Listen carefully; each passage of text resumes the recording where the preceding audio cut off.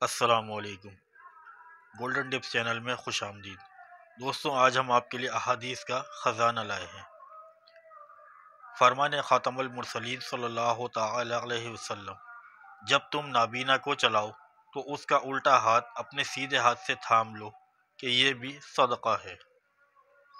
فرمان مصطفیٰ صلی اللہ تعالی علیہ وسلم، روزانہ صبح جب سورج طلوع ہوتا ہے تو اس وقت دن یہ اعلان کرتا ہے، آج اگر کوئی اچھا کام کرنا ہے تو کر لو کہ آج کے بعد میں کبھی پلٹ کر نہیں آؤں گا۔ فرمان مصطفیٰ صلی اللہ علیہ وسلم، مسلمان جب اپنے مسلمان بھائی کی عیادت کو گیا تو واپس ہونے تک ہمیشہ جنت کے پھل چننے میں رہا۔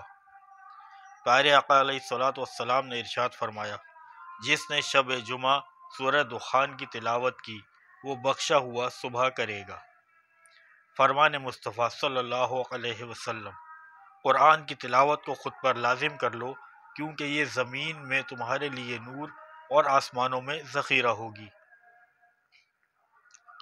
فرمان مصطفیٰ صلی اللہ علیہ وسلم، جب نماز کے لیے اذان دی جاتی ہے تو آسمانوں کے دروازے کھول دیے جاتے ہیں اور دعا قبول کی جاتی ہے۔